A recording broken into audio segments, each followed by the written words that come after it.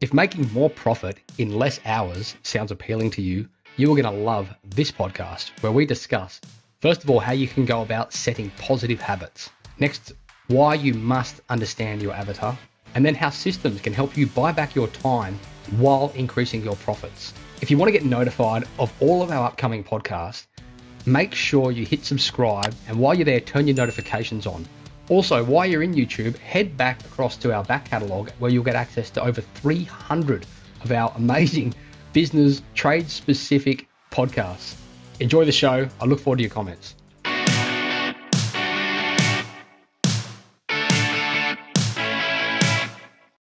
Benson, welcome to the Sideshow podcast. Thank you, Mr. Matt. I'm so excited to be here today. Mate, thanks for your patience. I know we've had a bit of a bumpy lead up to this with a few flooding issues and things like that, but I'm glad we finally got you on the show.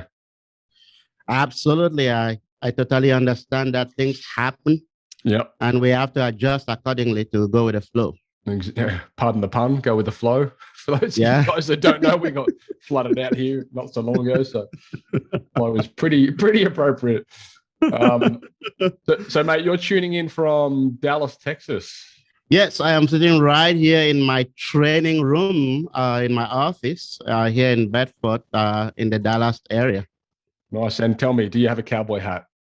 I haven't actually bought one. I have some boots. So I have some boots. I will say that much. Yeah. But I haven't bought a cowboy hat yet. Probably after this show, I'll go get one. Yeah, mate, you got to fit in, Well, I mean, and tell me this: are you at least on the football bandwagon? Yes, I support Cowboys at least. Okay. But I'm into baseball a little bit more. My son plays baseball. Yeah, man. So actually, they had a game yesterday. So I'm into baseball, and of course, I'm into soccer as well. I play soccer. Sure. Texas. Yep. I'm a huge baseball fan. I'm a Toronto Blue Jays tragic. So you're speaking my language. Anyway, that is awesome. We're not here to talk about baseball. We're actually here to talk about how we can create more profit in fewer hours. So before we get started, I might get you to give us a little bit of an intro as to you and your background. And I know you've written a book. Definitely let us know about that, just so the listeners have a bit of context. Fire away. Sure. Again, I was born and raised in Cameroon, West Africa. I know a lot of people ask me about that. And I know when I go to speak in certain places, I give people a little bit of a warning. I would say my accent is a little bit different from yours here in the US. So you have to pay close attention. And if you don't hear anything I say, I'm going to put it in a book. And if you read it in a book and you don't understand, that is your problem because there's no accent on paper. Mate, I completely relate to that. The last time I was presenting in America, we were in Vegas, and I could see half the audience when I was talking. They were giving me that look like, what is he sort of talking about? And I said, listen, I know I've got a funny accent. I'm from a little island just south of Florida. And if you're like, oh, okay, that's weird. And then after the show, they were like, which island south of Florida? And I'm like, it's about 6,000 miles south of Florida, Australia. Awesome. But I came to the US 2003, went to business school and finished business school and started a consulting company. And I really became fascinated with construction because I like structure a lot. Mm-hmm. I recently just built a custom home. Before I built that home, I took my kids to the lot. And I said to them, kids, when do you start building a house? And they gave me different answers. And I said, really? When you start building a house after you finish the house. And my daughter said, Dad, how can you finish a house and then you start building a house? I said, because the blueprint is the house. Right. So when you finish the blueprint, that is the house and you start building it. So I really became fascinated with the construction industry. because it deals with blueprints. And then you start the construction. So it really speaks my language. So I became fascinated with the industry. And of course, I started working with a couple of companies in the industry and just fell in love with the construction industry, which is probably why my agent, let me put it that way, found you and knows how your show is about tradespeople and construction, and and made the introduction. And one of the things that fascinates me about the construction is, or a passion is, I see a lot of them working so hard, but they struggle with very tiny margins. That is Sure. why, obviously we want to talk about more profit, fewer hours. They struggle with tiny margins and they work for so many hours. So that's a little bit of a background that I believe that is obviously relevant to what we are talking about, today. Sure.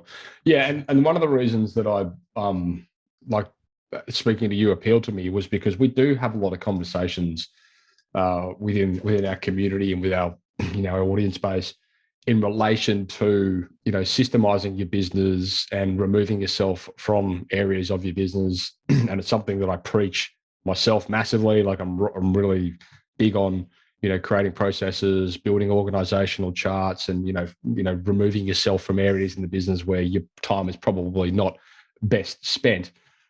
So this is a very complementary conversation in the sense that these are things that we do, our listeners do definitely want to learn about. How can we remove ourselves from areas of the business which isn't going to cost, which is going to improve our profit margins and that kind of thing, and at the same time buy a bit of time back.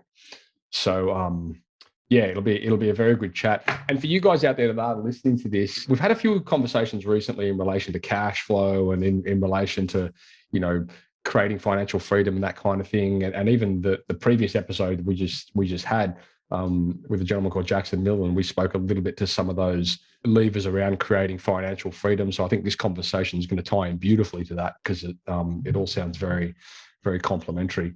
So anyway, getting back to, I suppose, the tell me a little bit about you've written a book. I haven't read it. I apologize, but I'll post the link for you guys out there in the Amazon link within this, wherever you see this, if it's a post or if it's over at the show notes, and you get hold of that. The business system that never fails. I guess we're going to be talking a little bit about that business system in this podcast. If I jump too far ahead, Benson, you can reel me back in. But do you want to give us a bit of an overview to the book and where that came from?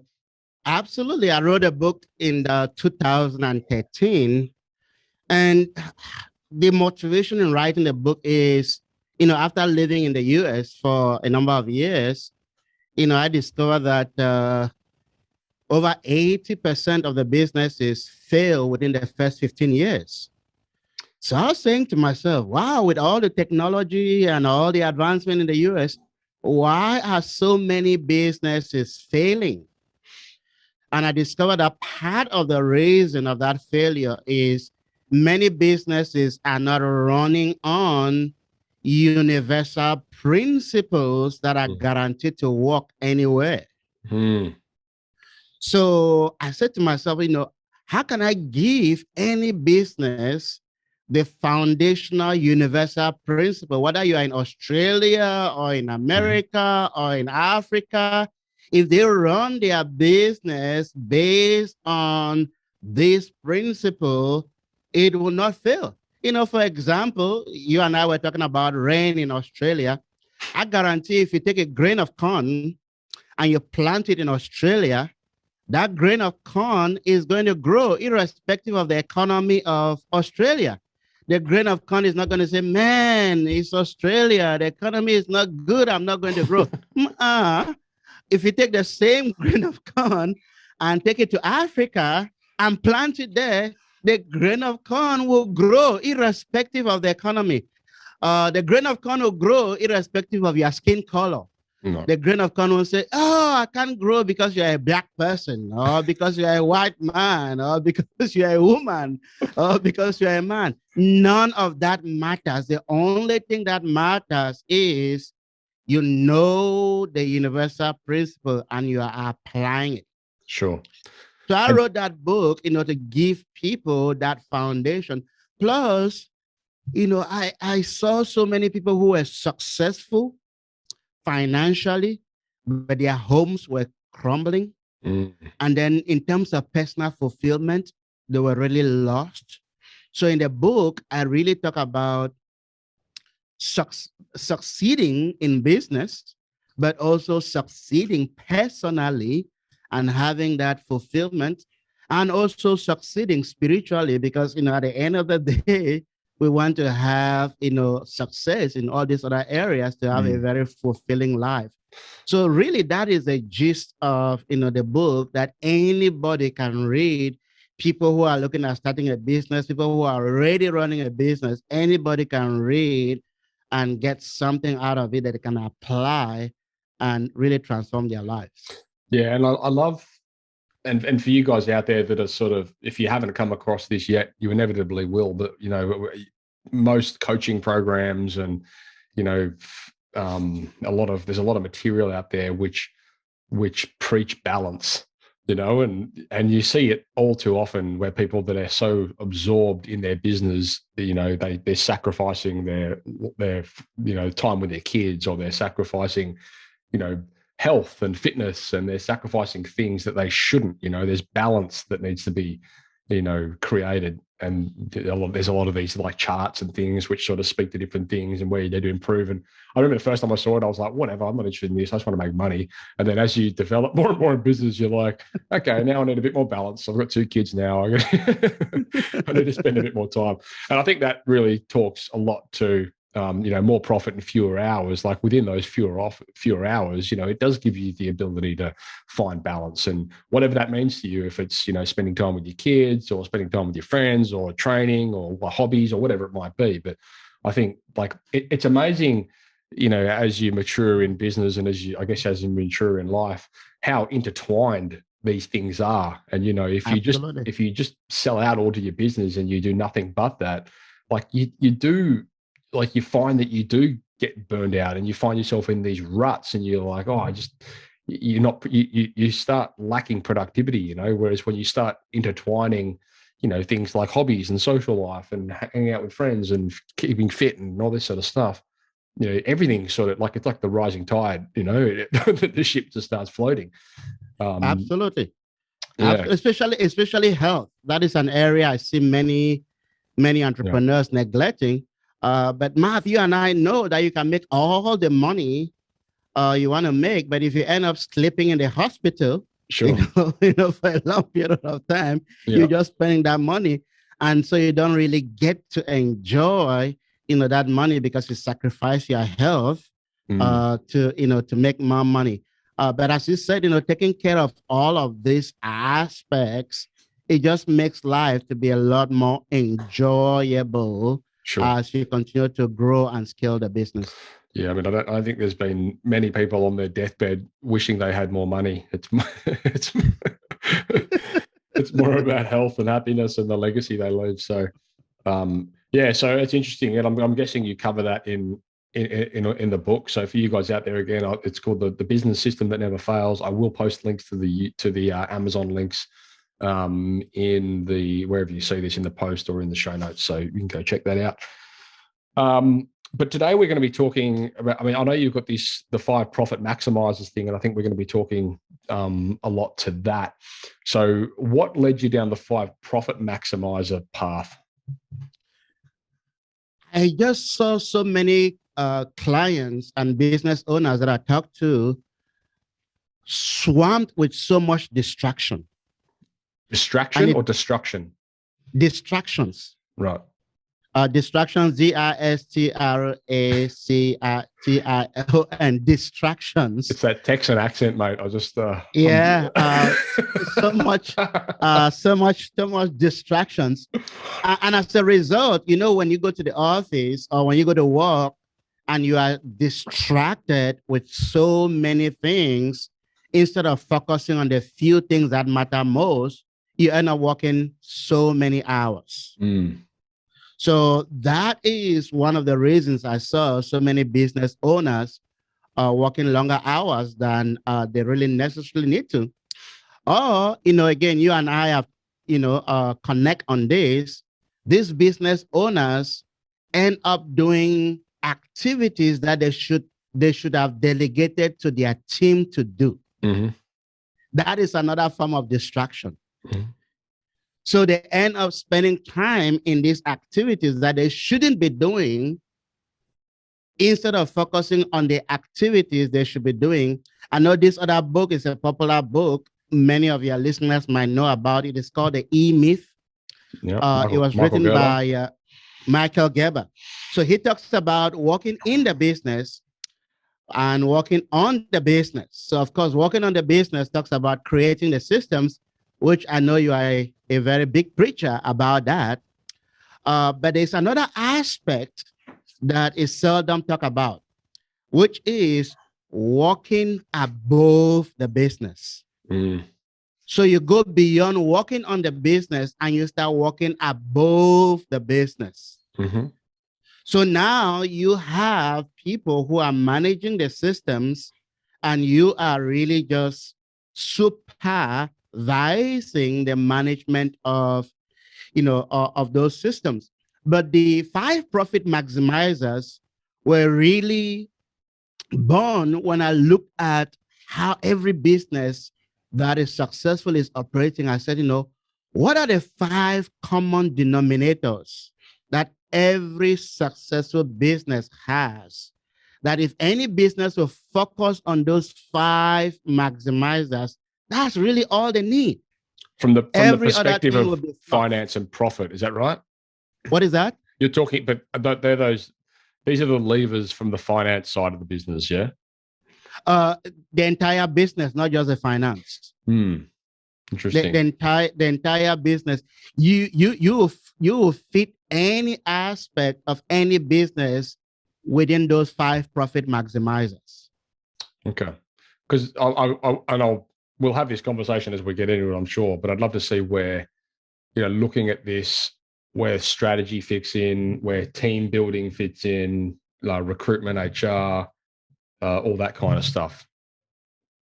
Absolutely. So, for example, you just mentioned recruitment, HR, where it fits in. So it'll fit in under what I call the profit margin maximizer.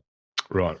So if you are going to hire people, you first of all have to ensure that you have the cash, to hire them. And you want to hire people based on performance. So you are sure that you are hiring an asset that is going to be producing more revenue instead of just, occupying an organizational chart. Mm-hmm. So you want to ensure that those things are there. So by the time you are not hiring those people and bringing them on board, you are really bringing them to increase your capacity to be able to produce more revenue. And because you hire profitably, more of that revenue should be going to your bottom line. Sure. So if at any given time, your payroll is more than 30% of your revenue, you have an inefficient system. Mm-hmm. Yeah, top heavy. Yeah, that is exactly right. So that will fit in under that maximizer. So any aspect that we can look at, I just put everything under those 5 big maximizers. And if you move one of them, it will affect your bottom line directly. If you move 2 of them, it will affect your bottom line more. If you move 3 of them, it will affect your bottom line even more. If you move 4, 5 of them, any one or a combination of the 5, it goes directly to improve and grow your profit. Yeah. So I run a marketing agency for tradespeople, and I know the first lever that you have, first consistent profit maximizer lever there is consistent leads. And so yes. I'd love to discuss that because I know, and I read through the PDF that you've given us as well, and I love the conversation around and it's definitely relevant for the conversations I have pretty much every day with clients. It's not, and this was probably something where I think a lot of people don't truly understand this concept. And when you're new in business, you kind of take any of the work you can get because you need to pay bills and that kind of stuff, which I get. But as you evolve in business, you can decide to be a little bit more choosy with who you work with, and you can qualify and really start working with people that you want to work with and that suits your business model. And, you know, in truth, we reject more people these days than we work with, in terms of inquiries, because they don't really fit our avatar.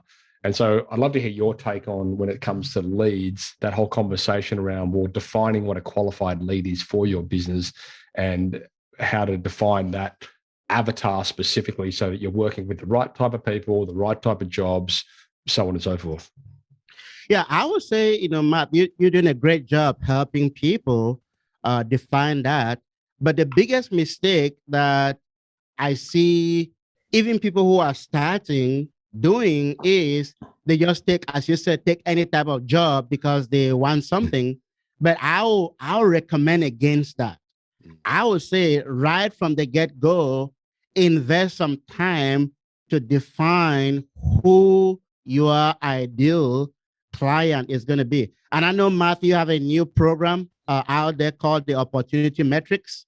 I know it can help people to really identify where they have their best opportunity. In your other shows, you talk about this tradesperson who was doing a lot of residential work, and that's where a lot of their margins were coming, but they were spending so much resources in other areas. And once they were able to cut off those other areas and focus their resources on the residential, boom, I mean, they were spitting out profit like no man's business. So I would say from the very get-go, muster that iron hat to really define, this is who I am going to work with because this is who fits my skill set the best. Yeah. And then only go for those kind of leads. Even if you struggle from the very beginning, after a period of time, you are going to grow your business a lot more faster than just taking any type of business because you want to survive from the very beginning. So investing the time to really determine who is your ideal person or client to work with, and I know you have programs to also help people in that area, would be the best way to really go about it. So you can really now focus to go only after those people, because over time, when demand far exceeds supply, prices are going to go up. That's a simple law of economics. Yep. But if you're not having the right kind of demand, you are not going to be bold enough to raise your prices to the level that is really worth, who you are. And unfortunately, a lot of tradespeople kind of undercharge themselves. Yeah, well, that's true. And that's one thing, I suppose, where the one thing I would add to that, if you are starting in business, sometimes you don't actually have, and this was relevant for us, we didn't really know at that point in time, because we were new, what that ideal client looked like. Like, it took us a couple of years to figure that out. And so, like on paper at the beginning, we were like, oh, we just want to work with tradespeople. And then, over a couple of years, like, we were able to really define an avatar based on who our best customers were, the best type of work we did, where we specialized, where we niched. And so that kind of morphed into that position. And we get a lot of businesses today that'll come to us and they're like, I'm a plumber and I specialize in everything plumbing. And I'm like, okay, well, that's going to be a marketing nightmare for one, because you're competing against a lot of noise. But second of all, like, over time, we noticed these businesses, and we have loads of clients that have done this really well. Like, they might have started as plumbers, but then over the years, they've morphed into hot water specialists, pipe reliners, whatever it might be. And they've really found like where their strong point is within their vertical, and they've been able to double down on that, which means it's a lot easier to market for them because, it's more niched. It means they can charge more because they're now specialists as opposed to generalists. And they're actually doing work that's more profitable. They're better at it. So their product, their costs and their profit margins are better off the back of it. and it's just a more enjoyable experience for them. And it means training and things like that is a lot more simplified because they're not trying to be everything to everyone. They're really focusing in on that vertical. So I've found that kind of sometimes does take a bit of time. What's your experience? Yeah, it does. It does take a little bit of time. And it's going to take a lot more time if you decide to go in and do it on your own. I know it took you a little bit of time, Matt, because probably when you started, you didn't have somebody to guide you, so you ended up finding out by trial and error. But I would say to people who are listening to us, why try to go do it by trial and error when you have a math right there, in your backyard, who can save you those 2-3 years of trying to figure it out, to give you a little bit of guidance, in the right direction. And then with that right direction, it will take a little bit of experimenting. But instead of spending 3 years to figure that out, it could be 6 months because you have a guide who is guiding you down the road. So I agree with that, Matt, but I would never go into doing some of the things, spending some of the time I spent, in figuring out my own as well. If from the very beginning I had somebody to guide me, Sure. we didn't just have that. So I would say it would not be a wise thing for somebody to try to figure this out by themselves when they have somebody like you who can guide them and save them a lot of time, energy, and money. Yeah, absolutely. So that'll be my recommendation. And I think as well, like it's what we've noticed now. And so you take a lot of our clients that are builders, for example, right? Mm-hmm. So most of these guys don't have a lead problem, but they have a qualified lead problem to a degree.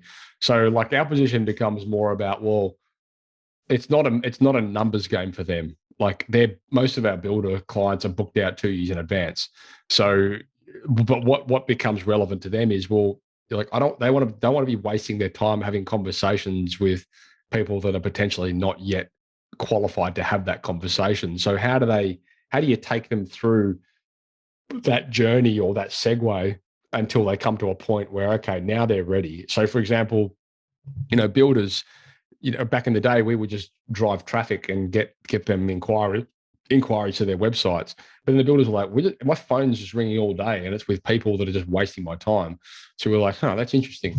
Okay, well, how do we take what we're currently doing and how do we drive them into some sort of education or nurture found campaign or something, or even just a form where we're like, have you got these things in order?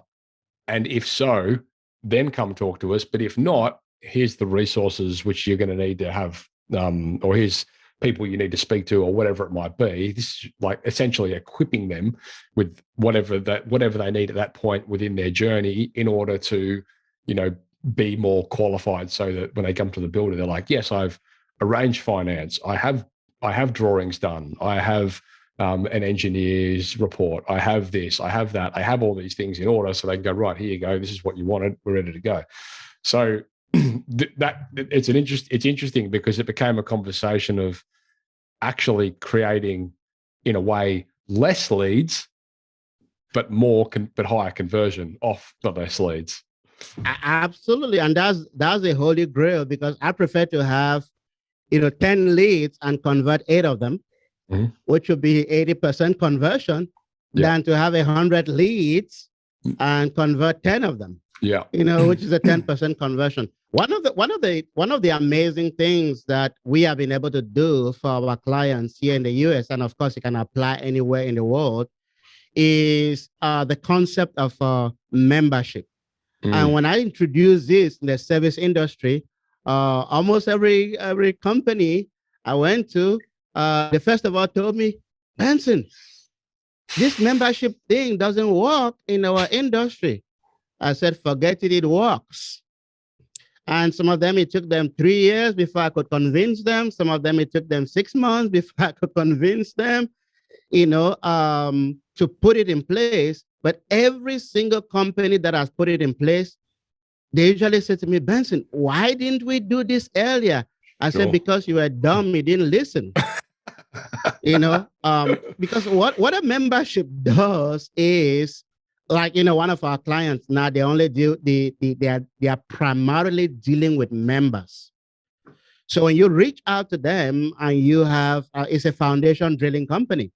When you reach out to them and you have a project to work on, they'll first of all say, hey, we work primarily with members, and these are the rates for our members. Then it's part of the conversation. Well, what does it take to become a member? Then they'll give them a membership fee. And so as they are going through that membership process, it helps our clients to know if they are a good fit or not. Interesting. And because they have already paid a fee for membership, they are not wasting their time with any Tom, Dick, and Harry. And it's very, very clear that if they don't qualify to be a member, then they are going to pay customer rates until they are ready to become a member. Then the member rates are going to be available for them. I know that this has been we've had a few conversations around this actually in podcasts in the past. I'll find the link to them for the show notes because I'm not going to look at it now. But I know that's something that a lot of like talk about the Holy Grail. I mean, for service businesses, it's such an amazing thing to have some sort of membership program, scheduled maintenance program, or whatever you want to call it. And a lot of guys struggle with the like how that actually looks structurally and how to deliver on it in an honest way. And I know there are some companies out here that do it quite well. And there's also some verticals which I feel it works a lot better for. For example, residential home builders. I think they struggle with it because it's like, well, we've built the house and it's done. Like, what sort of membership value can I give them beyond coming back and fixing defects and that kind of thing, right? Whereas obviously, if you're a maintenance plumber or if you're a landscape gardener or if you're a residential electrician, you can do periodic calls, you can do scheduled drain cleaning, you can do, scheduled lawn care and that kind of stuff. It sort of lends itself a little bit more to those sort of verticals. But what's your take on that? Well, again, there are some that are very obvious, like you just said, residential cleaning. Your house is going to get dirty, in the next 1 week or so. So, especially with that is a lot. Yeah, that is a lot more, obvious, to see. But most builders, for example, you've mentioned building. Most builders, they build residential or they build commercial, and when they are done, they are done. If I were them, instead of building that house and getting done with it, actually in the course of building the house, they use a lot of subcontractors. So they can look for ways to connect with those subcontractors directly and establish their membership program that way. Yeah, we've actually got a couple of builder clients that do that really well. So they'll do things, and a lot of them are sort of in the green building space where they've got a lot of things they can do like beyond the initial build in the space of reporting, diagnostics, solar panels, checking, like again utilizing other trades, of course, but similar to like kind of what you just said. Then they'll leverage those sort of things, and it's a great way to get back in the door. And the homeowner typically loves it because, of course, these are things that, first of all, if the builder doesn't organize it, they're very unlikely to until something breaks. So yeah. It's a very good angle for a lot of those builder guys. Any builder who thinks about, because the membership program, Matt, is really about a win-win situation for you and the client. Because if you have that in place, then you help your members not to spend so much time, energy, and money trying to look for these different people who are going to come to help them, because at some point down the road, they are going to need those services anyway. Sure. So putting them together and offering it to their clients is really a win-win situation. anything that really needs maintenance, Yeah. which is 100% of things, a membership program can be put in place. Some will require a little bit of creativity, which is why it varies from company to company. But I'm yet to see you give me any industry whatsoever or any company whatsoever in the world.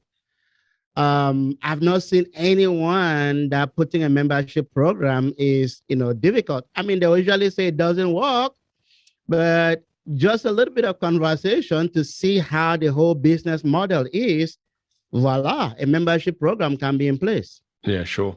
I think the big thing for the big objection, or maybe not objection, but like resistance point that I see with these is the paradigm shift. And it's the whole just trying to fathom it conceptually, and how they've never having done something like that. How could they add something like that into a business model that they've been running for 15, 20, 30, 40 years? Like that's often the biggest obstacle that a lot of business owners have to overcome.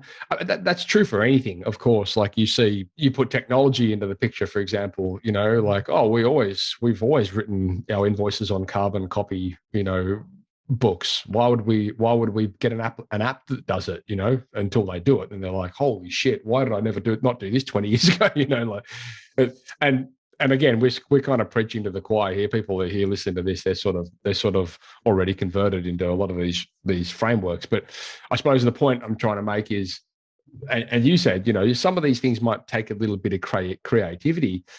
I can almost guarantee if you just turned your phone off and your emails off and you sat down for 25 minutes, you'd come up with 1 million value adds that you could give to clients beyond the initial build or sell or whatever it is, which could basically fuel the foundation for your membership program. There's no question. You just got to apply the time and put a bit of focus to it.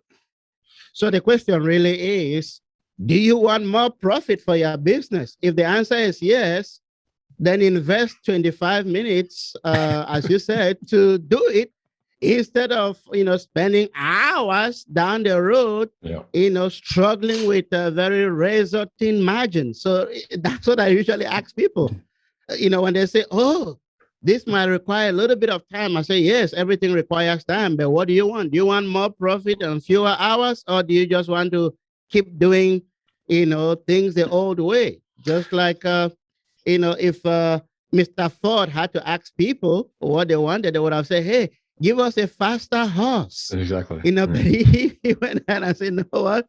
A horse requires a lot of maintenance. They have to eat and drink water, and they are slow and they are tired. They can't go. So he went and, created an automobile for these people. So I agree with you, Mr. Matt. It takes a change of mindset, but most of your people are already open to new things. So if you really want to grow your profit and work fewer hours, then you really have to do some things that you've not done before. Yeah, and exactly what you said before. Like all of these things, they take time. It takes time to create time. When you talk about reducing your hours in things, you're never going to do that if you don't strategize it and you don't plan it out and you don't have a really clear understanding of which areas of your business you need to remove yourself from in order to get someone else in to do it. Like what sort of cash flow you need to facilitate that. What sort of, what sort of potential possibilities does that open up for you financially if you do remove yourself from these things you shouldn't be doing and you can focus on your sweet spot. Blah, blah, blah. The point being, just strategize, take the time to do it. And I don't think enough people do that. They get caught up in the grind, the day to day, and they don't sit down and they don't plan these things out, And like that, in truth, was without question the biggest shift and transition within my businesses. It was like actually spending the time strategically to understand where we want to go and how we're going to get there, and then reverse engineering it down into, bite-sized chunks. So, if I can, that's my biggest advice to people is just spend the time strategizing. And it has to be, even when you spend the time strategizing, it has to be, you have to keep investing a little bit of time to maintain the strategy. Absolutely. So that thinking time is is always going to be very helpful. Abraham Lincoln, for those who don't know him, I probably doubt most everybody knows him, but he's one of the American presidents. He said, give me 6 hours to chop down a tree, and I will spend 4 sharpening the saw. That's right. Because when you sharpen the saw, you use less time, less energy, less, to chop down that tree. But if you just go banking and banking and banking, your hands will be left with blisters, because the saw is not sharp. The strategy is obviously absolutely good, but investing the time to think and keep the strategy fresh saves a lot of time, energy, and money, down the road.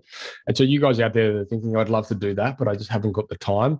What you need to realize is as your business grows, and if you want your business to grow, or maybe you don't want it to grow, maybe you just want it to evolve into something different. It's not always growth. But the point is, at some point, your role within your business needs to become more strategic in order to make these things play out. And so whatever you're doing day to day, if you're not getting the results you want, then you need to apply time and effort, and you need to make sure that time becomes part of your process. And otherwise, it will always get relegated behind going and clearing the next block drain, answering the next phone call, or whatever it is. And those things are important, but they're not as important as understanding the bigger picture. And so definitely take the time to sit back and think. And like Benson just said, this isn't a once and done situation. You don't sit there and create a 12-month goal and then never revisit it. You need to sit down and you need to track it methodically, weekly, if you can. Like spend 20 minutes a week and make sure that you're doing the things that are adding up to that bigger picture. Benson, a couple of years ago, we introduced into our business a scorecard system. Yep. And the scorecard system, essentially, with all of our team members and with the business has quarterly goals which tie to annual goals, but they're specific and they're measurable. So by that I mean we want to have X number of people on X program, or we want to have a profit margin of 35%, or something very specific. So you either done it or you haven't. And then every single team member also has a scorecard, and their scorecard is also specific. And so over the next 3 months, they're working towards this, and this, and they're all very specific. There's no like, I'm not sure if we've done this. You've done it or you haven't. And it's not because we don't expect everyone to achieve everything on their scorecard, but we know, because we've tested this, that if people have a clear understanding of what they're working towards on sort of more of a macro picture, it makes the micro things they do day to day a lot more transparent and a lot more focused. And so it's been an amazing shift for us, because people have, with 100% clarity, they know exactly what they're doing. And there's no apprehension. There's no, I thought she was doing that, or I thought he was going to be doing that. No, because they know, right? And it's designed, and they design it themselves, in truth. Like we say to them, what do you want to be working on for the next 3 months? It's going to add to this bigger picture. And they come up with it, and we help them jig it. And it's amazing focus, and it's simple. It's simple to do. And we address it weekly. We go through the scorecard system with them. We see what they're on track for, what they're not. And if they're not on track for something, because we address it weekly, we can make tiny shifts which readjust the trajectory and put them back in line. If we did that every quarter, it's too far gone. You can't reel it back in. Yeah, absolutely. And when you do that, what you guys have done, I will bet that what you have put in place, which is very similar to what we do with all our clients, is now you tend to attract A players. Yes. Because A players, they like report cards. Sure. C players don't want any accountability. They run away from it, So just putting that in place in your business, I am very sure that you are attracting A players. The thing that I might add, and if you guys are not yet doing it, I'll strongly encourage that you add it, is for every role to say to everybody, if you only have to do one activity a day, Monday to Friday, that will contribute the most to that quarterly goal? Just one activity. What would that one activity be? Once that is established and that person is doing it every single day, rain or shine, I mean, the leverage goes off the roof. And then we'll go a step further. It's so funny you've said that. But go, carry on. Yeah, then you go a step further. Okay, if you only had to do another activity once a week, that will contribute the most towards that quarterly goal, what will it be? Now, for us and our clients, that daily one is the most important because it establishes an amazing level of consistency. Because what I've seen with many business owners is, we're talking to tradespeople here, construction people, is they will market and get a lot of business coming in. Then once they have that business coming in, they go on a vacation, they stop marketing. And then their pipeline kind of dries up when the projects are finishing up. And then they realize, oh my goodness, I've stopped marketing, let me get back into marketing. So they go through this roller coaster of feast and famine. But once you establish that, okay, in marketing, this has to be done every single day. In follow-up, this has to be done every single day. In all departments, this has to be done every single day. Then you build an amazing level of consistency throughout the organization. And I say all the time that consistency compounds results. Absolutely. And it's funny you say that because like with this scorecard system we've had, we've got the outcome and we've had the KPI. So like, how do you measure it? And then so we had our quarterly meeting last Friday. And I said to the team, so for every one of these outcomes now, I've introduced a column into your scorecard and you'll see it says positive habit. And the positive habit is how you plan or what you plan on implementing into your day in order to make that outcome become a reality. And the team was like, oh my God, that makes so much sense because like it was there in front of them. And we have like a very comprehensive project management, system of checklists and all that kind of stuff for the team to follow. But on the macro level, it didn't really speak to the daily habit. And so, we run a stand-up meeting system with our team, and every morning they check in and they talk about the top 3 things they're going to be working on every day. And it's and it works really well. Except what was happening was people were just talking about, the business as usual stuff that they'll be doing. And I'm like, guys, this is what this is about. Like, I want you to be like, these things should be talking to the bigger picture things that you're going to be working on. So off the back of that, we're going to be implementing this thing where every week we're basically going to give each team member an hour to work on something that's not business as usual. And we're going to pay them to do it. And there'll be incentives and we can make a real fun, like gamification, sort of process around this. But like essentially enabling them to like use and leverage some of their creativity beyond what they have to do day to day, which in the marketing sense space can be quite boring and quite repetitive. It's a lot of, especially when you look at SEO and that kind of stuff, like these guys have got these checklists like you wouldn't believe, things they have to do. And it's important, it's got to get done. But, a lot of these people most people actually are very creative. They've got a lot they can add. And so we want to help them showcase that creativity, express it. So it's this and this is what I'm talking about as well, Benson, like this journey is ever going. Like I'm constantly learning new ways and, things that you can apply to these processes to make it a better system. It's never a destination. If you stop updating, then you'll soon be outdated. Yeah. So updating is ongoing. And what you just mentioned, I'm sure probably you already know this, but there's a company in the US here, and it's an international company as well. It's called 3M. Oh yeah, the film company, like stickers. Actually, the 3M, they have this what they call sticker notes. Yeah. The sticker notes that most of us use to write sticker notes and stick them that are adhesive. Yeah, they do stationery. They do like window wrapping and all that sort of stuff. Yeah, like film. Exactly. So they establish what you just described in that company. They gave all the engineers and the scientists there an hour or so every week to come up with a creative, just unleash their creativity. Mm. And that is what has resulted to some of those scientists and engineers coming up with an amazing, innovative project that has really helped the company to grow.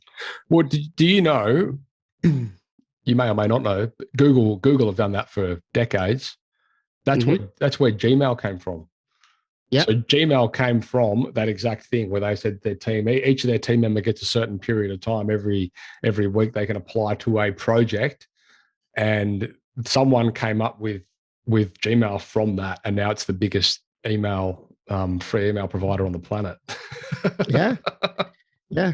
It's amazing when you have structure and then you also have flexibility. It's an amazing combination because I see many people resist structure. They say, Yeah, "Oh, I'm not a structure person. I'm creative." I say, "Well, the structure will help you to actually amplify your creativity." absolutely. I couldn't agree more, because essentially what you're doing is you're creating boundaries for people to be creative within. And I say this to people all the time. Like, people go, "Oh, I don't want to create systems because it ruins creativity." I go, no. Systems encourage creativity because it's saying these are your boundaries and do whatever you want within that. You don't have to micromanage it. Mm-hmm. I suppose for context and to make it a little bit more relatable to you guys out there in the field. Okay, you're a builder, you're a plumber, you're a sparky, whatever it might be. Like, how do you deploy something like that within your organization when all my guys do is go mow lawns? But I mean, take for consideration, like, for example, that time they could be spending from a creative perspective. It might be, okay, well, how can I document and improve the customer experience? How can I do a better job when I get to, like, how can I, apply some time this week to figuring out how I can make this a better journey for my customers, or for the customers I Mm-hmm. visit? Or how could Mm-hmm. I spend this time this week to make it an easier process from a managerial point of view? Like, how can I document things better? How can I take photos better? How can I report back to the office better? How can I improve the conversations between, dispatch and, or, the call taker through to accounts, once a job's been completed, or whatever it might be. Like, there's a million different things you could do, but you kind of have to take the blinkers off and, be a little bit creative in the way you approach these things. Yeah. So if the owner just even makes the people, uh, I do this in my own house. I tell my children that every day, every day they need to ask a question they have not asked before. So even in the context of a business, if the owner challenges their people to ask a question that they haven't asked before every week, and the answer of that question is obviously going to improve a process they are doing, boy, that'll be an amazing addition. But now all of them know that they have to ask a question every week. That becomes an amazing habit Sure. that will transform that business, no matter how small or how big the business is. Yeah, and I think a lot of these, well, in my experience, pretty much everything in truth, when it comes to, like, business progress, succeeding, so on, like, success leaves, clues, right? Mm-hmm. And a lot of what we're talking about here is creating positive habits which have that outcome. For example, if you've got this big picture goal, that goal is a wish until you break it down into actions and then habits to create and deliver on those actions, right? So, like you say, if it's a sales position, it might be, okay, well, I'm going to make 5 calls a day. I'm just going to do 5 calls a day. That's it. That's the habit. I'm doing 5 calls a day. And, like, those outcomes and your sales targets will be directly reflected by those little habits. There's a great book you can read. You probably have read it, called Atomic Habits by a guy called James Clear. Yep. Fantastic. And there's another one I just read, which is up here on my bookshelf, which I can't quite read. But anyway, there's, like, these books basically inspire you to, change things within your day, which encourage positive habits, positive outcomes, so on and so forth. And until you're willing to do that, in my experience, until you're willing to embrace that mindset and actually do the thing, which is not always comfortable as well, right? There was that, you probably read that book, Eat the Frog, where they talk about, get the uncomfortable things out of the way first. Like, it's true. Like, you've really got to make a cadence of it, and you've got to stick to it. And it's the same with fitness. It's the same with like everything, like you've just create positive habits, and it'll really, it'll ripple down into all areas of business and life. So anyway, mate, look, it's been a great conversation. I feel like we're sort of getting towards the end of it anyway. Is there anything that you wanted to cover specifically that we haven't yet? Yeah, I think you mentioned the book Atomic Habits by James Clear. I have a copy right here in my bookshelf on my right. Mm-hmm. And many books have been written about habits. But one of the things that I see that at times becomes challenging for business owners, tradespeople about habits is they at times tie their habits to the activity. So it makes it difficult to build that habit versus tying the habit to time. Let me explain. So somebody's in sales. So instead of saying, I'm going to build a habit to make 5 phone calls a day, which is an amazing habit. But at times that habit can become very challenging to build if, let's say, day 1, they only made 1 phone call. Day 2, they only made 3 phone calls. So they can become discouraged over time. What I encourage people to do is to say, okay, I'm going to make 5 phone calls a day, and those phone calls, they might take me 60 minutes. So instead of focusing on the phone calls, to focus on the 60 minutes. To say, I'm going to invest 60 minutes every day making phone calls. So now the clock becomes your friend. I gotcha. And you just focus on those 60 minutes, and you put them on your calendar that from 10 to 11 or 9 to 10, this is my time for making phone calls. And if the president of Australia calls me during that time, I am not answering, because that time is dedicated towards making my phone calls, for that day. So that becomes a sacred time for those calls. And what I've discovered over time is, if you make 1 phone call the first day for those 60 minutes, and you keep investing those 60 minutes every day to make phone calls, over time, you move to making 3 phone calls or 4 phone calls.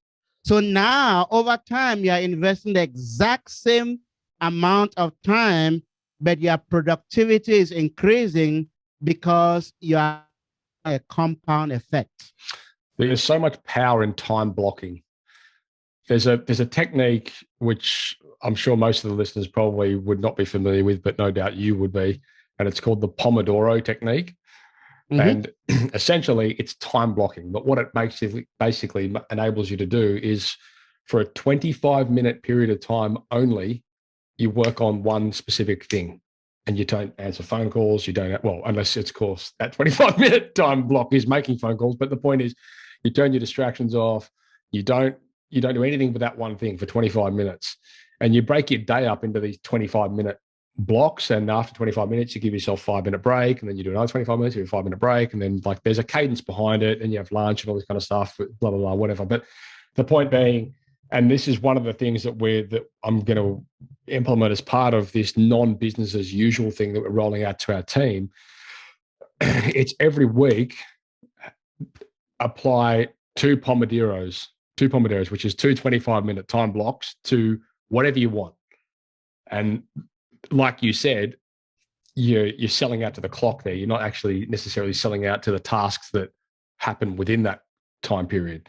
So I love that. And I think that's such a powerful thing when you can actually say, for the next insert time block, I'm just going to do this one thing.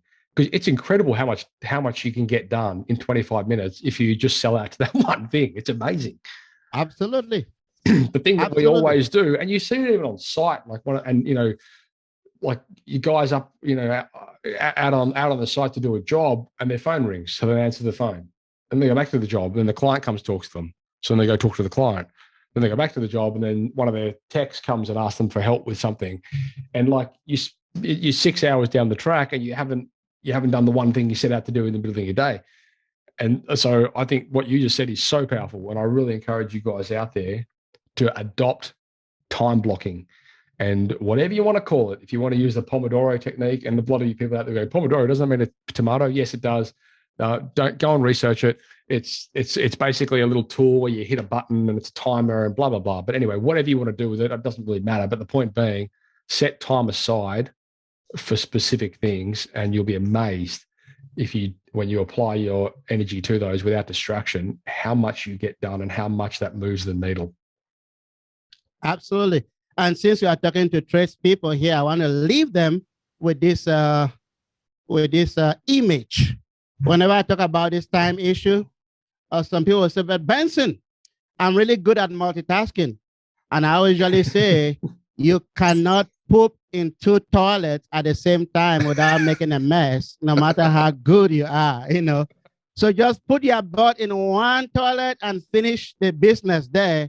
Don't try to use 2 toilets at the same time. You're going to make a mess, no matter how good you are. You should put that on a T-shirt.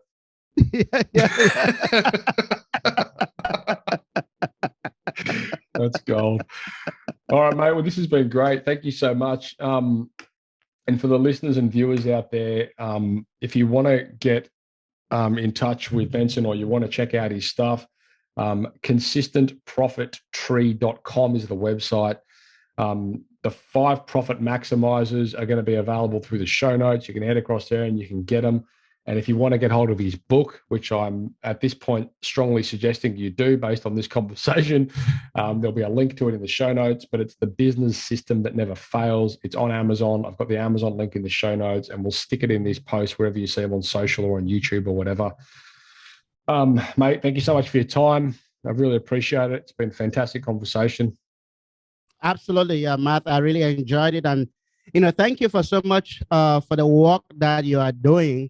Most of the time people look at what they do, and because it's easy for you to do it and you enjoy doing it, you might not really receive the appreciation that you deserve. So as an outsider, I want to say to you, Matt, thank you so much for all the work you are doing to help, businesses, not just in Australia, but around the world.